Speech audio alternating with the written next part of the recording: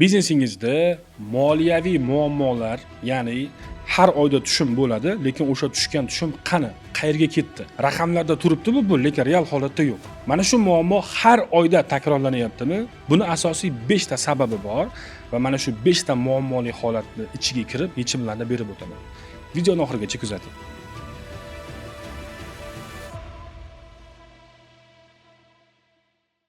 Assalomu alaykum. Ismim Usmon. Biz bizneslarning ichiga kirib, biznesni tizimlashtirish bilan shug'ullanamiz. Har bir korxona bilan ishlashimiz minimum 3 oy, maksimal 1-1,5 yil vaqt oladi. Ya'ni bu qanaqadir formatdagi trening o'tish emas, biznesingiz ichiga kirib, siz bilan, xodimlaringiz bilan birga bir ishlab, biznesni tizimlashtirishdan iborat. Birinchi moliyaviy xato biznes egalarini moliyani o'zi nazorat qilaman degan fikrda bo'lishi. Ya'ni naqd pul o'zida bo'ladi, hisob-kitoblarni o'zi rejalashtirib boradi, Telegram gruppalarida postavщикlar bilan oldi-berdi qiladi, buyukni chiqar, o'qil-buqil va protsessni yo Excelga yo bloknotga yozib qo'yadi. Yoki Telegramda qanaqadir kanal ochib olgan o'ziga bunga buncha berdim, bunga buncha berdim yozib yuradi. Yoki jiyanini qo'yib qo'yadi. Hisob-kitobli ishlarga yoki yaqin do'stini qo'yib qo'yadi, lekin birortasi hatto o'zi ham moliya bo'yicha mutaxassis emas. Agar hozir men sizga korxonangizni balansini chiqarib bering desam, o'zingiz chiqarib bera olmasligingiz mumkin. Chunki siz moliya bo'yicha mutaxassis emassiz. Siz biznesingiz bo'yicha mutaxassissiz. Bozorda moliya degan kasb egalari bor. Haqiqatan ham bu kasb hisoblanadi. Korxonaga moliya bo'yicha menejer olishimiz kerak va u pullarni nazorat qilish bilan shug'ullanadi. U qo'liga naqd pulni ushlamaydi, lekin uni nazorat qilish bilan shug'ullanadi. Ikkinchi kasb egasi bor, bu biznes kassiri degan tushuncha bor. Biznes kassiri qo'liga naqd pulni ushlaydi, moliyachi qo'yib bergan reja asosida. Bitta narsani tushunib olishimiz kerak. Qarang, mana bu yerda biznes egasi, ya'ni siz turibsiz. Bu qismida moliyaga rahbar odam bor, moliyachi direktor. Bu qismida biznesni boshqarish bilan shug'ullanadigan CEO bor. Operatsion protsessni boshqarish bilan, biznes boshqarish bilan shug'ullanyapti. Bu odam qo'liga naqd pul ushlamaydi, u faqat boshqarish bilan shug'ullanadi. Bu inson o'sha pulni nazorat qilish, pulni o'stirish, sizni kistingizga kiradigan pulni ko'paytirish bilan shug'ullanadi. Haqiqatda bu kasb egalari va uni qo'l ostida biznes kassiri bor. O'sha jarayonda pullarni hisob-kitob qiladi, postavщикka pul chiqarib boradi, arendaga u pul beradi, ishchilarga oylik maoshini bu chiqarib beradi, hamma xarajatlarni yopib yuradi. Tushgan savdoni sanab, qabul qilib, kassa sifatida uchotga kiritadi. Va bular kasb egalari. Ko'pincha bizda o'zbekchilikda borda, men naqd pulimni qanaqa qilib g'irt begona odamga topshiraman, halol bo'lmasa-chi, unaqa bo'lsa-chi, bunaqa bo'lsa-chi degan fikrlar bor. Bu stereotip. Do'stim, bitta narsani aytaman sizga, biznes egasisiz. Faraz qilamiz, siz halol odamsiz, taqvodor odamsiz, omonatdor odamsiz. Xuddi siz kabi e'tiqodda bo'lgan, siz kabi halol, rostgo'y, e'tiqodli odam bor O'zbekistonda. Va moliyachilarning ichida ham bor unaqa insonlar. Faqat siz emas, yer yuzida faqat halol bo'lgan inson. O'shunaqa insonlarni ham tortib, qadriyatlarini tekshirib, oldin ishlagan ishxonalarga aloqaga chiqib, oddiy so'rab, ishga olsak bo'ladimi shuni, bo'lmaydimi deb so'rab, undan yaxshi oddiy feedback olgandan keyingina shu insonni ishga olsangiz bo'ladi. Tekshirib ko'rasiz, u qo'liga naqd pul ushlamayapti. Uni qo'l ostida biznes kassiri bor, uni ham tekshirib olsangiz bo'ladi. Hozir qancha banklar bor, ularda ish qisqarish ketyapti. O'sha joylardan yaxshi kassirlarni o'zingizga ishga olsangiz bo'ladi. Hisob-kitob bilan shug'ullanadi, limit darajasida pul berasiz, limitni oshgan qismdagi pulni o'zingiz bilan olib ketasiz. Bo'ldi, masala hal. Xuddi shu jarayonga bitta case aytib bermoqchiman. 2024-yilda bir korxonani tizimlashtirishni boshlaganmiz. Biznes egasini ko'chadagi qarzdorligi $550 ming edi. O'zi hisob-kitob qilgan jarayondan kelib chiqib aytayapman. Va 3,5 oy davomida bu insonni biznesiga tashqaridan moliyachi olishga ko'ndirishimiz juda qiyin bo'lgan. Biznes kassir olishga ham. Va natijada biz 4-oyga yetganda biznesga alohida moliyachi oldik, biznes kassiri qo'ydik. Biznes egasi shunaqa maza qilishni boshladi. Qanday qilib deysizmi? Uyga boradi, uyga borgan vaqtida xotin bola chaqasining oldiga o'tiribdi, uni tanasi kelgan, lekin fikr, xayoli, energiyasi ishda, u nol holatda turibdi. Bola bilan maza qilib o'yna olmaydi. Ularni u yoq-bu yoqqa aylantirishga sabri yetmaydi. Uyga borganda ham qo'li telefonda. Uni hal qilishim kerak, buni hal qilishim kerak. Uxlaganda ham uyg'onadi, bosh og'rig'i bilan turadi, ertalab yana ishga ketadi. Shu ssenariy bir xil takrorlanadi. Hayot tarzi shundan iborat.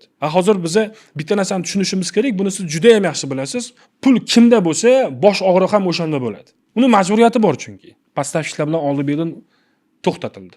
Alohida ta'minotchi qo'yganmiz, ta'minotchi qo'liga naqd pul ushlamaydi, biznes kassir orqali protsess ketadi. Asosiy ключевой mijozlarimiz bor edi. Optim savdoda, onlayn savdoda, chakana, ya'ni roznitsa savdoda. Ular bilan ishlardi. O'sha jarayonlarda ham pullarni oldi berdisini bularga berishdi. Ishchilarga oylikni ham o'zlari beradi. HR menejer olganmiz, xodim ishga olish, ishdan bo'shatish, rotatsiya qilish, ya'ni bir ishdan ikkinchisiga o'tkazish, lavozimini oshirish, hamma ishlar bilan shug'ullanadi. Biznes tizimlashdi, erkin bo'ldi-da. Protsessdan chiqib ketmadi, boshqaruvga chiqib oldi.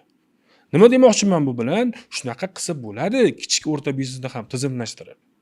Va natijada bilasizmi, haqiqiy raqamlarni ko'rgan vaqtimizda $550,000 minusda emas edi bu biznes. 750 mingga chiqdi. Yana bitta narsa aytib o'tmoqchiman sizga. Investor jalb qilmoqchi bo'lgan bir necha marta kurugidagi yaqin insonlari bordi, tadbirkor o'rtoqlari, investor o'rtoqlari, pul tikaman, davay qilaylik degan jur'at yetmagan o'sha pulni olishga. Nimaga desa, reputatsiyamdan qo'rqaman. Hisob kitobim kashasi chiqib yotibdi. Ichkarini bilmaydi-ku odamlar. Raqamlarni ber desa, qanday qilib ko'rsataman degan qo'rquv bor edi. Biz moliyachi qo'ydik, boshqaruv hisob upravlenskiy uchot qo'ydik, protsess tizimlashdi, ana endi investor tortyapti korxonasiga. Keyingi moliyaviy xato bu biznesda boshqaruv hisobi, ya'ni upravlenskiy uchot yo'qligi. U yo'q bo'lgandan keyin moliyaviy model ham yo'q bo'ladi. Hozir tushuntirib beraman bu nima ekanligini. Boshqaruv hisobi bu shunday bir narsaki, bu moliyachini ish quroli hisoblanadi. Bu jarayonga chuqurlashadigan bo'lsak, mana sotuv bo'limiga avtomatizatsiya qo'yganmiz. Faraz qilamiz, sizda Optim savdo bor, distributsiyangiz ham bor, chakana savdo bor, onlayn savdo bor. Har biriga alohida programma qo'ygansiz. Sales Doctor bo'lishi mumkin, CRM bo'lishi mumkin, AMO CRM, Bitrix qo'ygan bo'lishingiz mumkin. Mana shu jarayonlarda qo'shimcha sifatida HR otdelingizga, ya'ni HR bo'limiga xodimlarni nazorat qilish uchun keldi-kettisini hisoblaydigan programma qo'ygansiz. Omboringizga skladskiy uchot qo'ygansiz, qanaqadir programma. Mana shularning hammasidan yig'ilayotgan ma'lumotlar konsepsiya sifatida tepaga boradi, jamlanib. O'sha jamlangan jarayonda korxonangizning balansi kelib chiqadi. Pul oqimi kelib chiqadi. Foyda zarari kelib chiqadi. Mana shular xarajatlar struktura asosida shakllantirilishiga sabab bo'ladi. Ular tartiblashganidan keyin bularni nazorat qiladigan bitta shaxs bo'lish kerak. U ham bo'lsa korxonangizning moliyachisi va u korxonangizda byudjet shakllantiradi. Shu asosida finmodelingiz kelib chiqadi. Finansiy model degan tushuncha bor. Bu haqida keyingi videolarda alohida qilib gapirib o'taman, chunki juda ham qiziqarli, har bir biznes egasi bilishi shart bo'lgan mavzu hisoblanadi. Chunki aynan fin model, ya'ni moliyaviy model asosida biznesimiz qay tomon ketayapti. Bu biznesdan 1 yilda, 6 oyda qancha foyda ko'rishim mumkin? Kutuvlarimiz bo'yicha. Mana shularni aniqlasak bo'ladi. Juda qiziqarli mavzu. 3-xato bor. Juda ko'p biznes egalarida duch keladigan holat. Korxonadagi pul mablag'larini emotsiyadan kelib chiqqan holda sarflashadi. Biz bir narsani tushunishimiz kerak. Har bir biznesning o'zini nol nuqtasi bor va har bir biznesda o'zini byudjeti bor va mana shu byudjetni to'g'ri nazorat qilmaydigan bo'lsak, biznesdagi pulni biz nazorat qila olmaymiz. Korxonada byudjet shakllantirilmasligi korxonadagi pullarni tartibsiz sarflanishiga sabab bo'ladi. Bizani arendamiz uchun xarajat. Bu alohida byudjet. Xodimlar oyligi alohida byudjet. Bizni tovar aylanmamiz, ya'ni mol keldi, skladimizga kelib tushdi, sotilyapti. Mana shu jarayondagi siklda pul to'xtab qolmasligi kerak bo'ladi. MML tovarlar degan tushuncha bor va har doim bizda nima deydi? Sal qo'pol qilib aytganda buxanka deydi. Ya'ni mijoz ushlab turuvchi tovarlar bor. Bularni oborotiga teginish mumkin emas. Ya'ni shunday tovarlar borki, bular bizda asosiy foyda ko'radigan tovarlarimiz. Ularni ham oborotidagi puliga teginish mumkin emas. Biznes egasi byudjet asosida pul sarflash kerak korxonada va buni nazorat qilish kerak bo'ladi. Har oyda u dividend yechib olish kerak. O'sha dividendidan kelib chiqqan holda korxonasidagi oborotiga teginmayapti. Uni alohida yuridik litso deb qaraymiz. Shaxsiy moliyasini esa dividend qilib yechib olgandan keyin sarflash kerak bo'ladi. Mana shu narsa to'g'ri hisoblanadi. Afsuski, ikkalasi aralashib ketgan ko'p biznes egalarida. Demak, 3-xato korxonada byudjet asosida pul sarflanmasligi va buni hech kim nazorat qilmaydi. 4-xato bor, og'riqli xato. Ko'p biznes egalari oyni yopishmaydi. Bu nima o'zi? Kichik va o'rta biznes egalarida, moliya tizimlashmagan korxonalarda shunday bir og'riqli holat bor. Har oy yopilmaydi. Oy yopmasdan turib xodimlarga oylik maosh beriladi. Bu juda ham noto'g'ri yondashuv. Chunki biz qanday holatda ketayotganligimiz, raqamlar qayoqqa qarab ketayotganligini oy yopsakkina aniq bo'ladi. Chunki o'lchab bo'lmaydigan narsani baholab bo'lmaydi. So'zimga isbot keltirmoqchiman. 2024-yilda biz bir korxonani tizimlashtirish uchun kirdik. 7,5 oy ketgan bu korxonani tizimlashtirishimiz uchun. Eng qiziq jihatini aytaman. Korxona 13 yil davomida oy yopish degan tushunchani umuman amalga oshirmagan. 27 kun davomida korxonada ostatka olingan. Asosiy skladimizda, do'konlardagi skladimiz, onlayn prodaja, optim prodaja har bittasini oyini yopganmiz. Ostatka olingandan keyin xarajatlarni strukturalarga bo'lganimizdan keyin biznes egasi ko'ryaptiki, qanday qilib shuncha yil yashaganman bu holatda degan fikr kelyapti. Juda ko'p miqdordagi o'rtacha hisobda 350-370 ming dollar miqdoridagi tovar ostatka ko'rinishida skladda qolib ketgan. Uni hech qaysi mijoz sotib olmaydi. Tekinga beraman desa ham olmaydi. Lekin pul muzlagan o'sha joyda. Yana bitta muammo bor. Bir korxonada biz audit qilgan jarayonimizda oy yopish to'g'ri tartiblashmagan. Audit jarayonida biz ko'ryapmizki 10 milliard prodaja bo'lgan deb ko'rsatilyapti, lekin haqiqiy raqamlarni ko'radigan bo'lsak 9 milliard 680 million so'm tushum bo'lgan. Qolgan 320 million so'm pul yo'q. Biznes egasiga aytdikki, nima bu ahvol? Qayerga ketdi bu pul? Biznes egasini moliyachisi o'zini jiyaniga ekan. Bular bir-biriga qarab rangi qizarib turibdi. Biz aytdikki, o'zaro kelishib olasizlar, keyin biz yana ishlashimiz mumkin. Har oy yopilishi shart. Xodimlar uchun natijaga moslab pul to'lashimiz kerak. Asosiy sklad yopilishi kerak. Do'kon skladlari yopilishi kerak. Savdo, u call center bo'ladimi, distributsiya bo'ladimi, har birini oy yopilishi kerak. Moliya ham oyni yopishi kerak. Ana undan keyin rejaga nisbatan biz qancha foyda ko'rdik, qancha zarar ko'rdik. KPI o'zini oqladimi, oqlamadimi? Mana shu biznes matematikasi to'g'ri ketyaptimi, yo'qmi? Shuni aniqlaganimizdan keyin xodimlarga maosh berishimiz kerak. Biz nima qilamiz? Оборот hisobiga yashaymiz. Pul tushdi, u qildi, bu qildi, bu qildi. Biznes egasiga oy yopilish qiziq bo'lmasa, xodimlarga qanaqasiga qiziq bo'lishi mumkin? Natija degani oy yopildi degani. Kim nima bo'ldi, qanaqa rezultat ko'rdik? Mana shu narsa to'g'ri yo'lga qo'yiladi va bu odat darajasiga aylanishi kerak korxonada. Mana shu narsa bilan shug'ullanishi shart bo'lgan bo'lim rahbarlari bor. Ularga bu yuklatilishi kerak. Demak, 4-muammo bu oy yopilmasligi. Oy yopasiz, haqiqiy rezultatni ko'ramiz, ana undan kelib chiqib keyingi harakatlarning rejasini tuzamiz. 5-og'riqli muammo finansiy richak deydi, ya'ni moliyaviy richak yo'qligi korxonada. Yaqinda bir korxonada moliyachisi bor ekan. Biz analiz qilgani bordik korxonani. Audit emas, analiz qilgani bordik. Biznes egasi bor, xodimlari bor va moliyachisi bor. Men aytdimki, moliyaviy richaklarni berasizmi? Men bir ko'rmoqchiman dedim. U hayron bo'ldi. Nima bu moliyaviy richak? Men aytdimki, bo'ldi, siz tushundim, qanaqa moliyachisiz. Do'stlar, har bir biznesda moliyaviy richak degan tushuncha bor. Biznesda marja bor. O'sha marjadan kelib chiqib biz pullarni sarflaymiz. Bu birinchi moliyaviy richak. Ikkinchi moliyaviy richak bor. Tushumga nisbatan savdo holatlari. Ya'ni nasiyaga ishlaydigan bizneslarda bu ko'p kuzatiladi. Molni sotamiz, faraz qilamiz 5 milliardlik mol sotdik bir oyda, lekin tushumimiz 3,2 milliard bo'ldi. Ya'ni bu yerda jarayonga e'tibor beramiz. 3,2 milliard tushum bo'ldi, lekin savdo 5 milliard bo'lgan. Lekin korxonaning nol nuqtasi esa 4 milliard. Korxona foydadami shu oyda, zarardami? U sotgan mahsulotidan xarajat qilmaydi, tushgan tushumdan xarajat qiladi. Mana shu richakni hech kim kontrol qilmaydi, ya'ni nazorat qilmaydi. Chunki bu uchun alohida biriktirilgan odam yo'q. Faqat sota-sot, lekin moliyani boshqarish uchun hech kim majbur emas. Biznes egasi moliya bo'yicha tushunchaga ega emas. Biznesda moliyaga javobgar odam shunchaki bir yaqin odami. Lekin kara-karadan savol bersangiz javob bera olmaydi. Bunaqa odamlar juda ham ko'p. Lekin hamma majburiyat biznes egasining o'zida. Nalogdan kelsa o'zi javob beradi, hukumatdan kelsa o'zi javob beradi, поставщиклар pulini ber desa o'zi to'laydi, ishchilarga o'zi oylik beradi. Oxirida o'ziga nima qoladi desa, stress, xodimlarni ayblash, uni ayblash, buni ayblash. Lekin o'zingiz richakni nazorat qiling, bo'ldi, yetadi hammasi. Bor yo'g'i 4 ta richak bor biznesda. Shuni nazorat qilsangiz, biznesingiz yuradi. So'zimning isbot sifatida o'sha korxonaga kirgan vaqtimizda raqamlarni ko'ryapmiz. Yanvar oyi, fevral oyi, mart, aprel jarayonlarni ko'rsangiz qo'rqinchli holatda. Foyda minus, ya'ni zararda 580%. Minus, ya'ni zararda. Aprel oyida.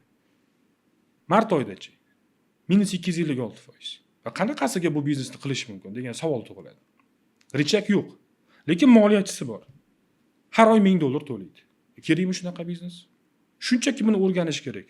Qo'lingizda telefoningiz bor. ChatGPT, sun'iy intellekt. Yozib so'rang, nima o'zi moliyaviy rechak?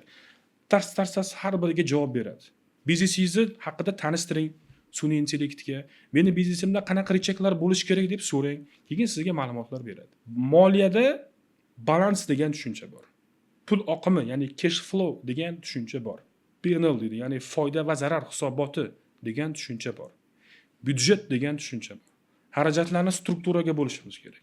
Har bitta strukturani o'zini nazorati bo'lishi kerak. Sizlarga hozir buni murakkabdek ko'rinishi mumkin, lekin siz bitta moliya bo'yicha ustoz olib o'qing, maksimal 2 oyda zo'r o'rganib olasiz.